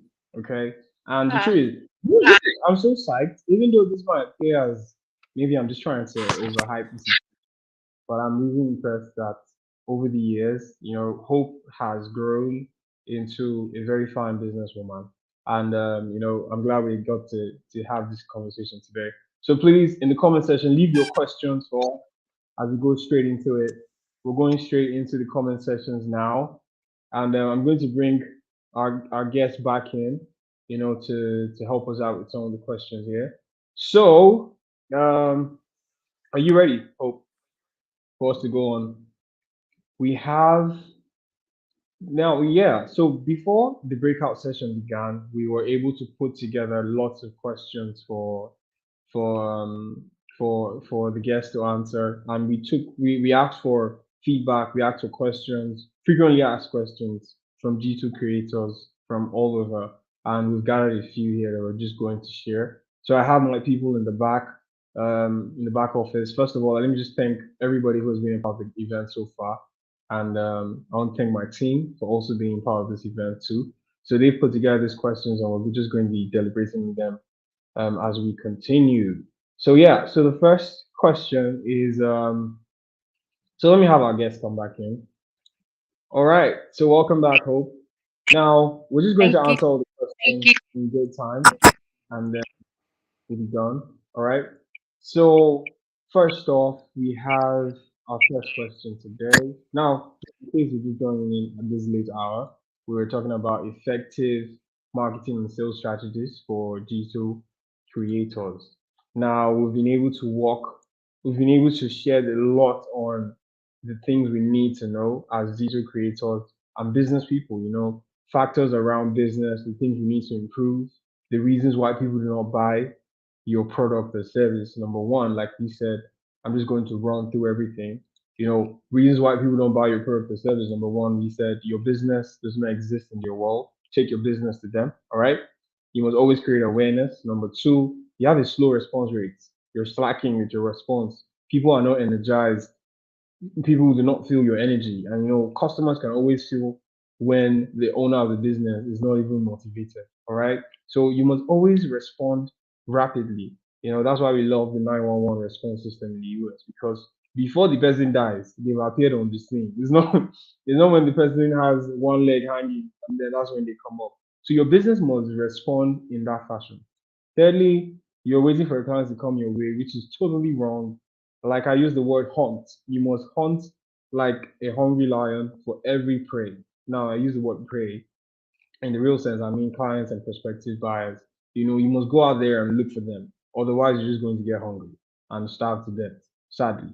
But you must hunt for your customers. You must hunt for that new money. Your marketing is what creates attention, but your sales turns that attention to cash. So always remember, go out there and hunt.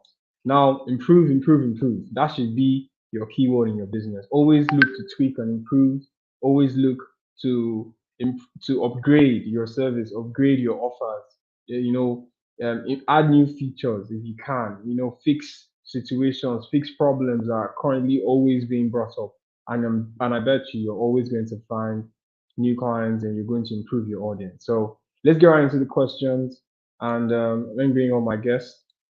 So Hope, we're just going straight into the questions, all right? Now in the comment section.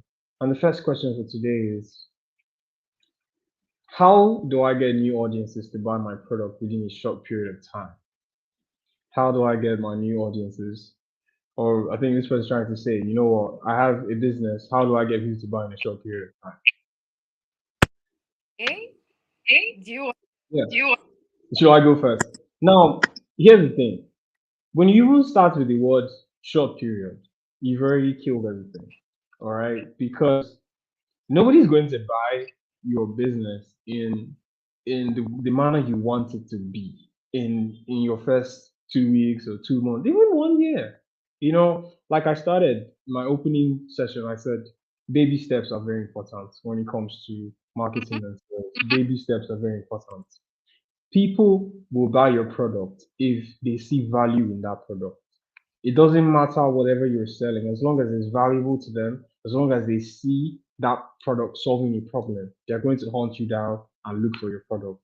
All Yeah. right. Now that in that case, your clients are going to come your way, because your product stands out. Your product is, that's why we always keep saying, whatever it is you're doing, be intentional, be organized. All right. So if your product or service is well organized, is well packaged, the branding is on point, everything fits the pocket, people are going to buy. People are going to come your way and they're going to tell you, hey, this is how much I'm willing to offer to buy your service or to pay for your product. So that's it. Nothing happens in a short period of time, please. Let's not be in that dreamland of sharp sharp or quick quick. No, Yeah. you're always just going to end in premium tiers. So let me get your take. Like he said, you cannot give duration to patronize you. Like that's not logical. It's their money. It's their money. You cannot ask them when to give you and when. So say you have to sell your product in a short period of time. Well, what I would advise is everybody how important that product is, how important how go about their day-to-day life. You have to show them the importance of that product. You have to make them know that that product provides value to them. That's possible. You cannot tell you within a short period of time. That would All yeah, right. Yeah, well and said, you that know. would And yeah, that's really true. So please don't ever go ahead with the idea that you want everything done sharp sharp and under a short period because you see people's growth mhm. and then you compare so much that you're now in this delusionalized world where you feel that you need to get things done in the speed of time because you want to hit a certain number. All right. So that brings us to the next question, which is what is the best strategy to follow up on prospective clients? Hmm. Now this is very important because This as much as yeah, as much as your product is amazing, as much as you are very good at hunting for clients, as much as you have been able to improve your quality, there are still people who will not buy immediately. There are still some people who will not cash in mhm, immediately. So you must understand that with prospective clients, okay, there's a client that I've been looking forward to securing for over 3 months now, and it's almost as if she's ghosting me. Okay. Now I understand the fact that most people try to take their time before they agree to your product or your service before they tell you, okay, yes, I'm in. While some people are very instant, some others you have to walk them. It's like imagine you're trying to woo a lady, all right? For the guys now, you're trying to woo a lady to be in a relationship with you. You just don't I know like there's an immediate approach for most people where you just go off in the next like under 10 seconds, they just tell you their mind. Hey, it's you I want. Okay, yes or no. But for some women, you have to really walk through. You need to grind. You need to mop the floor, sweep the edges of every corner of the room, get her flowers for 5 months straight. Take her to some fancy place. You need to really shower that prospective client with a lot of attention. All right, being their business, being their face. Now, what I do is for prospective clients who are, I don't want to use the word proving difficult. But one thing I've learned is as long as you know your value, as long as you know what you offer, it doesn't matter how long it takes. Somebody will always come around. So what I do is I try and indirectly network with them. So if I know that I have this person's contact and they get to view my WhatsApp status, for instance, or my IG or whatever, I post something related to what that person wants. So that's the psychology now. So I'm getting mhm, into their head. Where you yeah, ask me for you asked me for an offer that I've priced at 50K, and this is what it does, and then you're not willing to buy just immediately. So what I do most times, I send a review, or I post a review or a feedback about that thing, just deliberately, so that that person will view and see that okay, okay, okay, mhm, this thing works. So you're planting seeds of interest in that person's mind, and I've done it so well, yeah, and it has worked for me over the years, where just like that, somebody commits to buying. It's not a magic trick, it works. Okay, but you have to know your system. Like that's my approach for most clients who are ghosting in quotes. I come in with an indirect approach and it gets to tweak them up. And immediately, when they see the status or the updates, it just hit me in my DM and they're like, hey, I'm sorry it took me so long. I'm like, duh. Of course, I know how you got here. It's because I've strategically put myself in front of them and they have nowhere to run now. So you need to track them. As much as you're hunting, you need to corner them in that edge that's the only way you get them to buy. So let me get your take on the question. So if you don't want to go about it, Daniel, professional way, advice, you want to go about it the other way, because I do Daniel's method, but there are some people this will not work for. So what I would advise, first of all, the next You part must, is not easy, but you have you have all pride. This is for your business and this is a prospective client. So think by posting and hoping to get into their head. Some people some people will not. So this is a part where you have to drop your pride of entering with a soft that, hey, I have this. What I showed interest before, remind them. You look somebody that, oh yeah, that would need what you do. Them yeah, time to true. time, give them Yeah, time. But some people that they are only on my like, past message, find out their business. And I will just go to them. So like follow up and yeah, remind them. yeah, Some yeah, people are busy yeah, out. yeah. Some So people people are already busy. have what you're doing. So, just a soft reminder, keep your CV too. You're not looking for the job. It's not the person Yeah. that please my CV with you. So like I said, you pride from method if you do not want. Yeah, true. So follow up, follow up, follow up. That's actually very important. So, Mm-hmm. always also considering the fact that your prospective buyer is, one call away most times. And some you need to make about 10, 20 calls before you can get through to them. So following up is very important, especially when you want to secure any prospective client. Now that brings us to, oh yeah, so go on. You have one more thing to add? Yeah. Okay, yeah, I have something to say. I have a friend, woman. She's an older woman. She has a catering business. So she has clients quite well. They are the people who gave her like first big break, like first people to other catering. So this way, I know now all the clients because there are people that are going to be rushing towards them. So she has taken it upon herself that every festive period, a bag of rice. I mean, this is a prospective client. I'm not saying you have to go all out for a client, but like the little gesture that shows that, oh yeah, this person is important. Yeah, always keep you at the back of their mind. And next time when they have something to do, you're the first person that comes up. Even if you're not the qualified, but you are the one that always person always in their head. So yeah, in as much as following up, I was also greetings and some things. I'm not Okay. saying Yeah. you should call your Yeah, but yeah, you get my yeah. point. Yeah, true, I do. Now, Hope, just quickly try and see if you can fix your audio so we can hear you better. We're losing you for a quick second there, Oh, but it's fine though. Yeah, I think you're much better now that you're closer to the microphone. All okay. right, let's move on to the third question. Now, this person says, I lack confidence when I want to approach a client. Please, how can I overcome this shyness? Hmm. Oh wow. Do you want to go? Shyness. Yeah. Shyness is not something that you can overcome in one day, but I can tell you that confidence is also an art. It's something that you can master.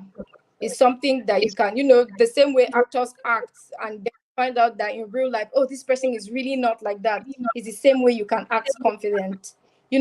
You're shy doesn't take away the fact of the shyness, but you know what? You're going to put up a front because you were doing this for your own benefit. So you just have to try your best to summon if you have to summon your alter ego, if you have to summon, whomever you have to summon, just try your best before you go out. Speak few words of affirmation, say less. Say less. I would advise you to say less because when you start to say too much, you start to stutter and then you start to lose people. Just always go direct to the point, straightforward. You don't have to engage in a conversation.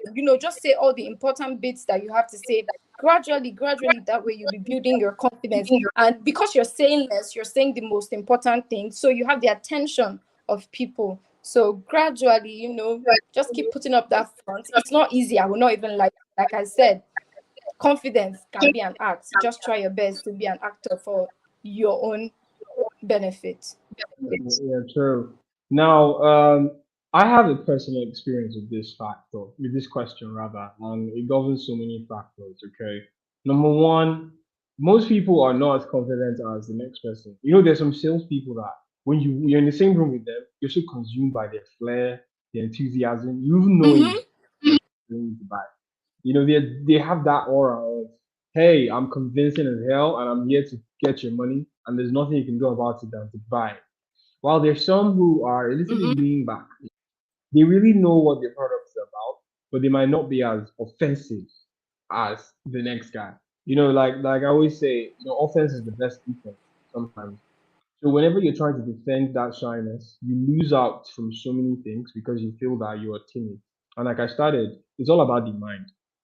Okay, I used to be hella shy before. Mhm. Ooh, I used to be so shy that I couldn't look people in the eye. Why is this one nodding your head? Mhm. I used to be so shy that I never could tell somebody why I wanted to let them know. I had to use me another person. And that really put me in a very bad position for a long time. I was losing out on so many things because I could easily just come up and just say, hey, this is what I want. But I'm so consumed by so much timidity. And I had to work on that. I had to improve. I started to like and the issue of timidity actually changed a lot when I was in the university because I was holding like political positions and I had to speak in front of crowds, I had to reach in front of people, and that really builds my confidence. So when I started business, I was already used to facing big crowds. So I really don't, Yeah. I can talk to you and I'll tell you what's up. Now, the thing about this question is this person is actually not shy. The problem is they are probably maybe just too conscious about themselves. You can be so You have to conscious. get out of your head. Yeah, so conscious. You're like, what would they say? What does this person think about what would they think about what I'm wearing? What do they think about my business? Maybe if I tell them they might not like the idea. I had somebody one day, she bakes, she sells cupcakes. Now I told her, you say you sell cupcakes, you've never brought for me to buy or for me to at least get a Mhm. taste. And so she was like, she doesn't know if she used this word. I look like I'm not going to like the cupcake. I look like the kind of person that might not like her cupcake. I'm like, how can you just condemn? I've never had your business in my mouth before. We've already Yeah. decided that I'm not going to enjoy it. There's so many people who think that way. And so she was shying away from marketing to me. So she was marketing to other people who she felt would buy the cupcake, even if it was horrible, they were still going to enjoy it or eat it. But she wasn't marketing to me because she felt I was going to criticize. And that's the problem with so many people. It's not as if they're shy, but they are so overly conscious Yeah. about people's thoughts. And the truth is, nobody's thought will ever impede you or bring you down. The highest they can say is what they have said. They cannot go and drag your mind and rub it in the ground and say, hey, stop doing this thing. It's only when Yes. you allow it get to you, that's when it becomes a weapon, for them to use to destroy your business. So please, you are not shy. And the only thing you can do, like Hope said, master your confidence, build your confidence, wake up every day with the right mindset. No matter who it is, you can approach that person. I've been in rooms where people who came for that same purpose were years older than me. Okay, they were better advanced in what they were saying, but I came in with the boldness, and I went out with the deal. So sometimes you just need to, yeah, the odds are always there, but they should never be against you. All right. So always make sure that Yeah. you overcome whatever it is and master your confidence, and I'm sure Try you're going not to to get more. overthink it. Don't overthink Yeah. it. Sometimes you just have to do it. Don't overthink it. Yeah, true. So that brings us to the next question. And yeah, so I hope you're having a good time. If you're still on, please I am. leave your questions and let's know how we could best answer them. And also don't forget to to subscribe on the YouTube channel. And so we have two more questions here, and then we'll call it a day. Now, This question is, how can I balance making money and making impact as a digital creator? Wow. Now, the thing about this question is, it's actually very straightforward. Okay? It's actually very straightforward because you know you're making impact there when you're making money. Like, it's very simple. You know you're making impact when you're making money. You don't need to beat around the bush for this one because the money you get from your business is proof of the impact you have made. All right. So whenever you're saying you're trying to make impact, like I was speaking to somebody one time, she was like, she's more conscious about making impact than profits. I'm like, okay, that's fine. Then you shouldn't be running your business for profit. Then you should call it a non-for-profit business. Let's know that you're doing charity. But if you're out to make profits from your business and you are seeing that money, it means your business is impacting the next person in some way or the other. All right. So don't ever go with the idea that how do I balance making money and making impact? The two of them come side by side. All right. You can make impact for the Mm-hmm. longest while your money is growing. And when you start to see that money, it's proof that you're actually doing a good job. All right. So money is a proof that you're making impact. Let me just all I have to say. Dude. How about you? What's your take? Okay, so how can I balance making money and making impact as a digital creator? Okay, so first of all, I it depends on your motive and your goal for being in the digital space. Some people's motive is not to make money on the digital space. So you have to identify which part of the group you are. So somebody like me, I have a YouTube channel, but like my goal is really not to make money. But like if I do make money, I'm not mad at it. So I'm trying to make like as much impact as I can, but I'm putting out content that can prospectively, give me money in the long run. So I just feel like you have to identify yourself because somewhat there's no in between with media space. You're either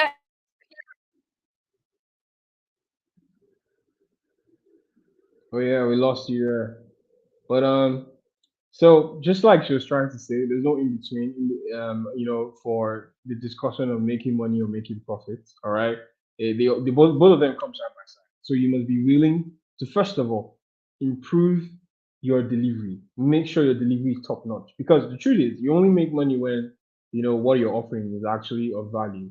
So focus on the value rather than whether impact or money. Focus on the value. If you can really master your craft, money will come. Simple. All right. So let's go to the next question quickly. Is it compulsory to be on social media in order to sell my products or service? Now, the thing about social media is in digital creating space and with everything that comes with it, because with the word digital already, of course, it's got to be social media. But it doesn't mean that that's the only place you can cash out from. Like, I create digital products, all right, but I'm not always in front of my camera. All right, and I'm working towards that. But the truth is, I cash out more offline than even online because I understand the power of networking. All right, like I go to events and I'm prepared.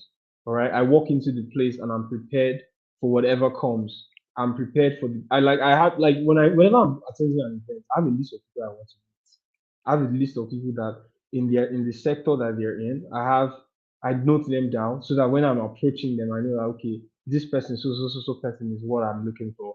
This is what I want them for. All right. So I am going on to that point to network with them, engage them in conversation, and immediately, instantly sell my product to them because you might not have that opportunity. So always be prepared. All right. I'm talking about my experience offline. But as a digital creator, selling your product online is also very important. And there's so many channels and tools you can use. Social media is so wide now that you can connect to people anywhere, even through WhatsApp. All right. Through a community on WhatsApp, you could do that. You can connect to people even on your IG lives. All right. I was listening to somebody yesterday and he was hamping about how he goes on IG every night and he makes a sale every day. So there are people who actually make this money on social media. That's the strategy. And I know some people who are offering the same service who do not even know what IG Live is, and they are still making adequate amounts of money. All right. So do what works for you.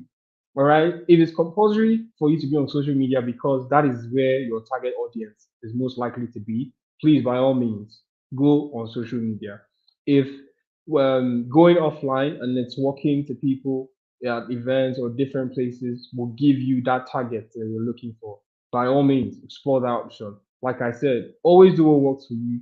Compare, contrast, and convert.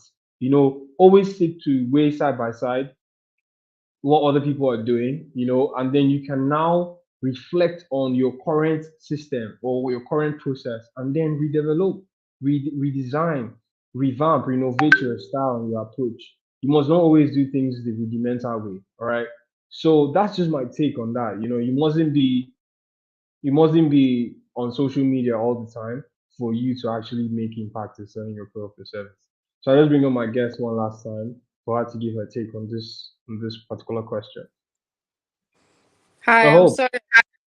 Yeah, I'm fine. So sorry did you about get that. to hear? Did you get to hear all that? I didn't even get to hear. I've been trying to connect back. Okay. So the last question is it compulsory to be on social media in order to sell my product or service? To be honest with you, the answer to this question is yes. I know so many of us don't want to be in that space. I personally, if I wasn't selling a product, I promise you I won't be on social media because like that's one heavy road to depression and sadness. But if you want to sell your products, yes, you have to be on social media. You have to get past all your feelings and whatnot. You have to put them behind you for the greater good. And one thing with social media presence is that it never dies. Once you're present on social media in real life, it actually transcends real. So now my IG was there. All the time I lost my IG, I didn't lose my clients because my number was on my IG. So imagine if I didn't have a social media presence, then people wouldn't have been able to reach me in real life. And like I said, your social media is your portfolio. That is what people are going to reference back to. When you're in public, when you go to places where you meet prospective clients, you cannot show them your work at hand, but you can bring out your social media and say, okay, this is how well I am doing. You even find out that some schools abroad now, they don't even take you in, like fashion schools. Now, if your portfolio online is not even good enough, they might not even accept you. So building your presence on social media I didn't just know it that. shows. Huh? I didn't even know that until today. Oh well, yeah. That, Yeah. that. So portfolio is actually a So really big deal. yeah, so social media is a really big deal. It shows credibility. People believe that once people are able to connect with you, you have a following. Okay, then that means this person is an okay person to work with. That's why some people go online and the first thing they're checking is how much followers this person has, because they believe that if you have a community or a pack with you, okay, then you are legit, legit, legit. But when you have, let's say, people, oh, they're skeptical. When you build your presence online, it makes your business more credible. I mean, like, it doesn't take away the credibility, to be honest, but that's what the world sees it as. So I would say yes, it's compulsory to have your business on social media, except you're providing services that just requires you sitting down in the shop. To be honest, there's no business that is not marketable online. That's just the So good thing of that's just the good thing with social media. You can sit down from your house and market to anybody anywhere. You find out that there's somebody that just opened like a bole stand in Guarimpa. There are other people selling bole, but because somebody has posted this person on Instagram and they have a page and they're able to do delivery, everybody's going there. It's a regular bole place. Like, they don't have a building or a shop or anything. It's normal stand. But you see the line there because people are able to access them. People are able to see them. So when you have the from wider your reach, online, yes, there's a wider reach now. There's a reach from far away, and there's a reach closer to you. So when you have like a presence online, it just tells people that, okay, yeah, this is me. I'm like this, real life and flesh. And if you come, there's nothing new you're expecting because you have seen what I can offer you online. So yes, it's pretty much compulsory. I would say so. If it wasn't Right. compulsory, people would not, start churches online to, spread the gospel of God as well. Sure, So, sure. But yeah, so like well said. Yeah. And another thing you must understand is you must use the right tool that works for you. Social media mhm. is there's so many right now. So find what works for you. If your Find what market works is for on you. TikTok, your market is on TikTok, leverage on TikTok. If it's Instagram, Twitter, there are people who use Leverage on LinkedIn. Instagram. People use LinkedIn and they make Yes, so much money. yes, And you're wondering, like, LinkedIn, as boring as or serious or professional as it is, people still make sales. Is outrageous, but then it's true.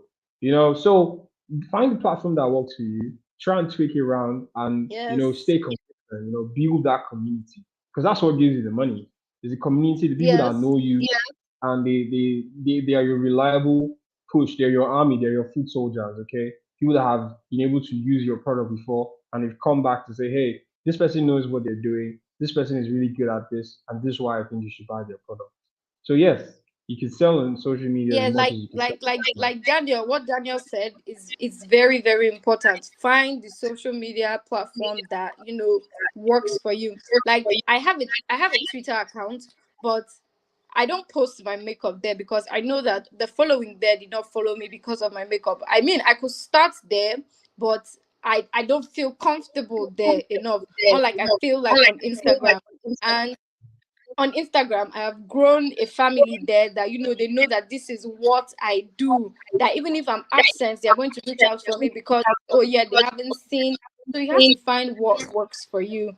You can spread your works around. You can do your social media. You can put your businesses in all different platforms. But I would say you should focus mainly on one.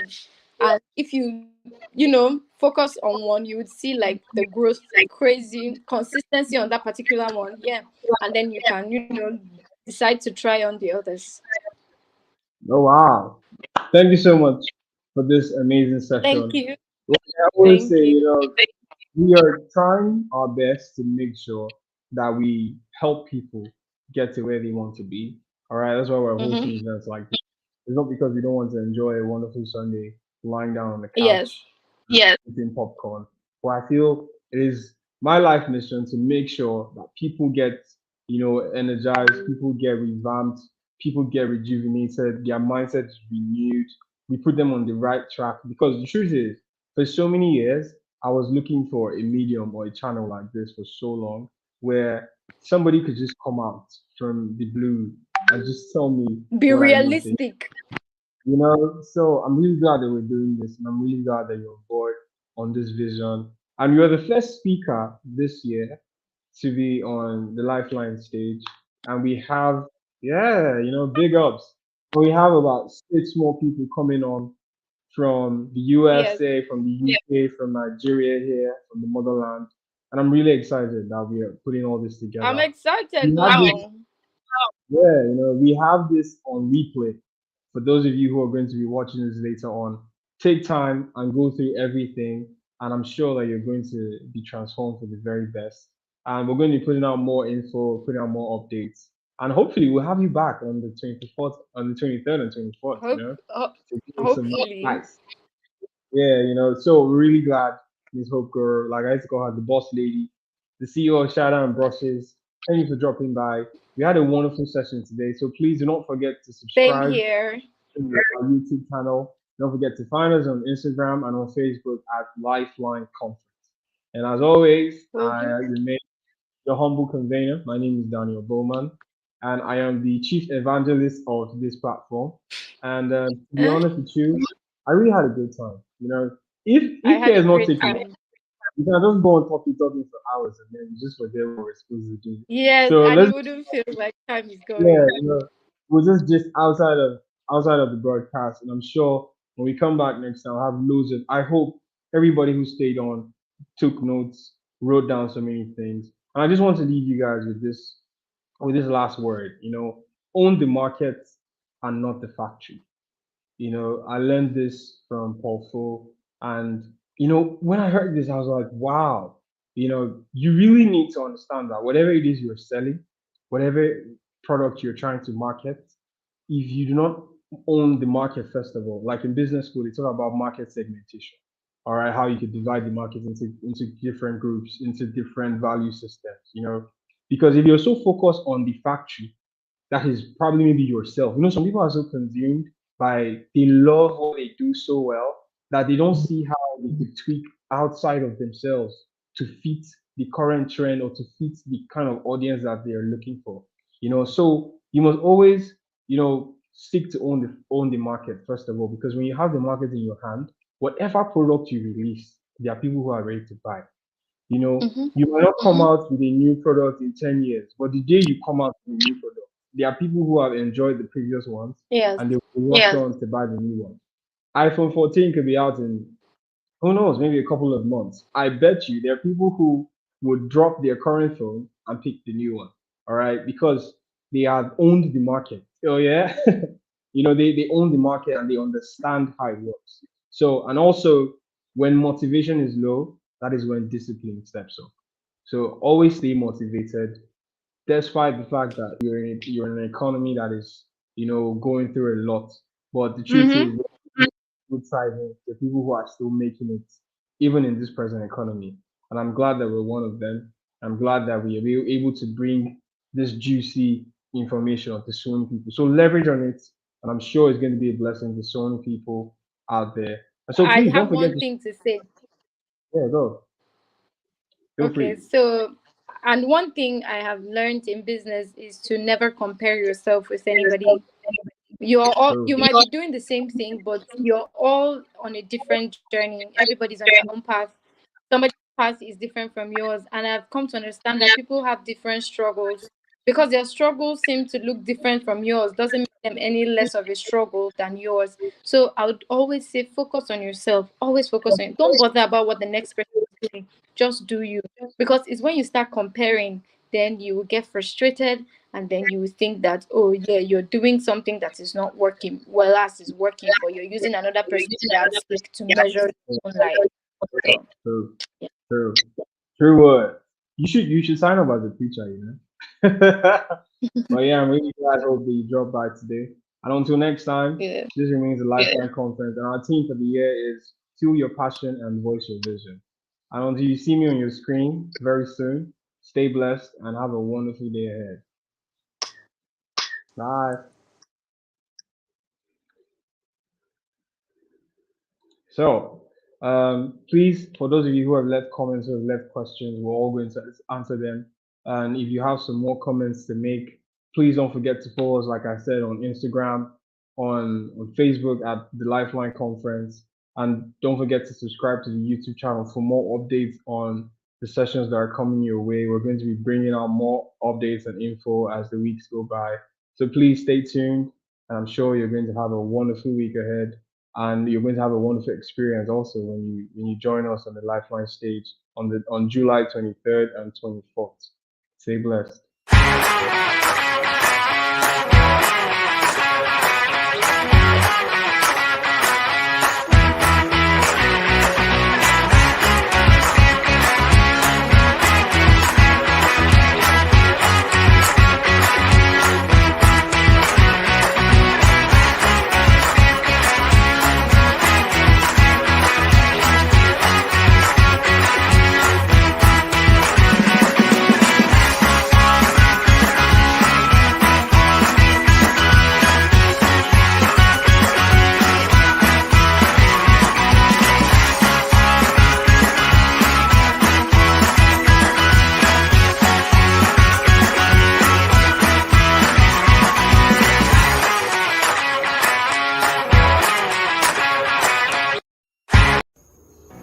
Lifeline Conference 2.0 is a platform that brings together experts and innovators from across Nigeria, Africa, and beyond to foster learning and provoke conversations that do matter in order to create a positive change in the world.